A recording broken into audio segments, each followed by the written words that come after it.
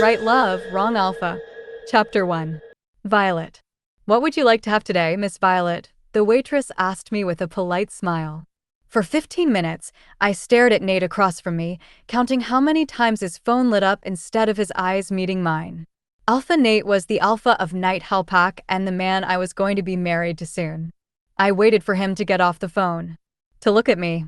We were seated at the fanciest restaurant of Asheville, and I had made the reservations weeks in advance in a desperate attempt to rekindle our relationship.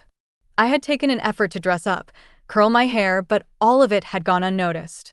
The restaurant lighting made the sequins on my dress glimmer faintly, and I caught my reflection in the mirrored panel beside us. I looked hopeful. Too hopeful. I will wait until he is free, I said. Of course, the waitress nodded and turned to cater to the other customers. I twiddled with my fork as I looked around. A few tables across from me, a guy proposed his girlfriend in a round of cheers. I looked away, blinking back the sting in my eyes. My gaze drifted absently, scanning faces, until movement caught my eye near the corner booth. The waitress from earlier was talking to a customer. No, talking was putting it mildly. She was smiling radiantly, tucking hair behind her ear like she had suddenly forgotten how hands worked. Her voice was low, but her expression did all the talking. She was flustered and trying very hard, but failing to act casual. Curious, my eyes drifted to the customer she was talking to, a stranger seated alone. Her cheeks flushed pink and her eyes widened, followed by the kind of laughter someone gives when they don't know what else to do with all the attention suddenly pointed at them. The man in the corner remained still, relaxed in his seat. His posture didn't scream arrogance, just quiet confidence. Like someone used to being watched and never needing to return the energy. Whatever he said next made her freeze for a heartbeat, and then, in her rush to nod and respond, her elbow grazed the tray. The water glass tipped. Oh gosh, sorry, she gasped, scrambling to catch it. She didn't, and the cold water splashed across the table, some of it hitting the man's suit jacket. Mortified, she fumbled for tissues, leaning forward to dab at his chest, but he had already done it himself.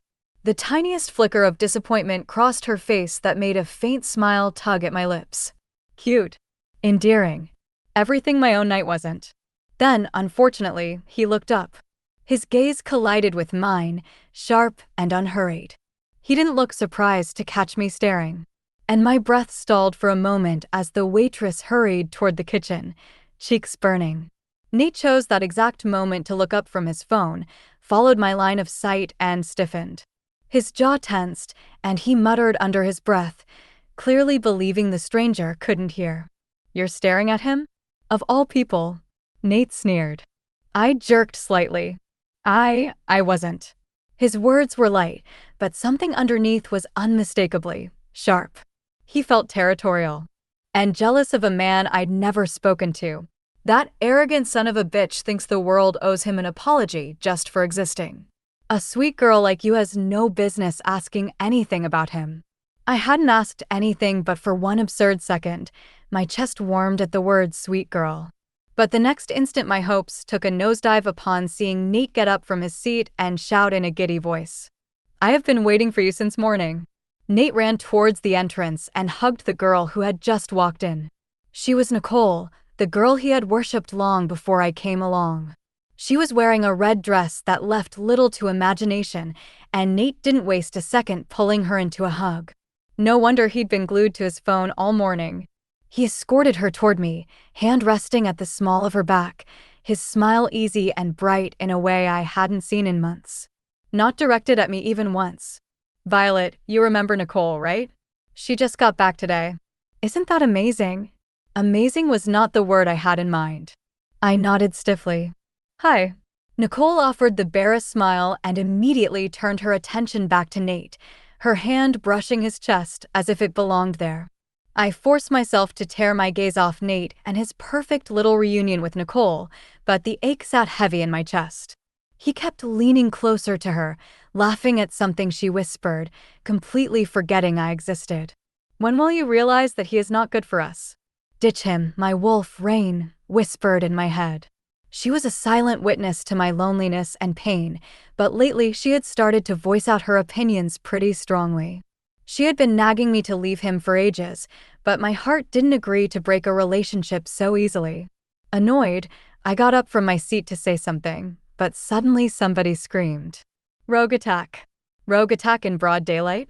Chaos erupted as rogues stormed in through the entryway, upending tables and throwing away innocent hotel staff that attempted to fight back. Snarls and screams echoed through the air while my hand instinctively reached for Nate's only to grab empty air. Because he had already started running away with Nicole toward the nearest door, shielding her with his body. He didn't even glance at me. I stood frozen, numb with shock. Something went flying past me and I heard a deep, commanding voice, "Get down."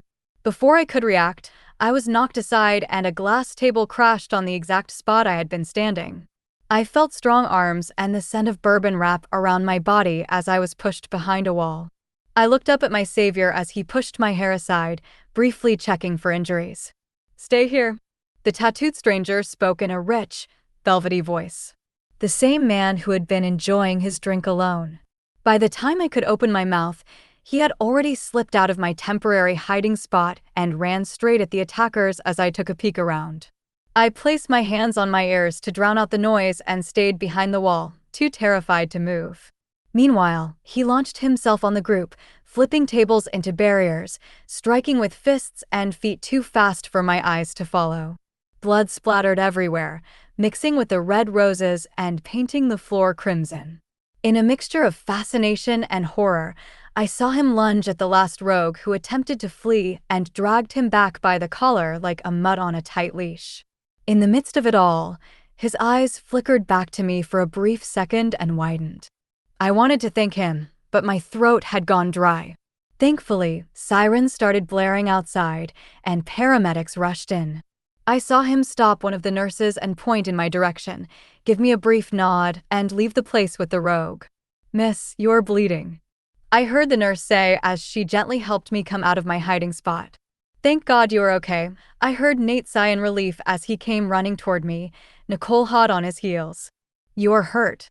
Let us get you to the hospital," Nate added in a concerned voice, his eyes flicking to my left shoulder with worry. 3 hours later, as I sat in the PAC hospital after the doctor bandaged my arm, Nate asked, "Are you feeling better now?" I rejoiced at those simple words. That was the softest he had spoken to me in months, the longest his gaze had lingered on me.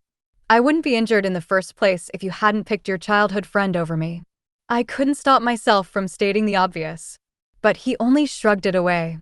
"You have been trained in combat since childhood, remember? But Nicole? She can't even hurt a fly." I felt giddy that he complimented me and also took a dig at Nicole in the same breath. What if the rogue had attacked me? I wondered aloud, hoping to hear more comforting words from him. He was about to answer me when his phone buzzed, and I saw the caller's name. Nicole. Oh goddess, why her again? He received the call immediately, and I strained my ears to hear their conversation. "I want to discuss something, Nate. Please can you come and meet me?" I thought Nate would politely decline, but he had walked out of the hospital already. "It hurts, doesn't it?" Rain, my wolf, asked when we heard the unmistakable sound of his car engine sputtering to life. "It was just a scratch, Rain," I answered, but we both knew that was not the pain she was referring to.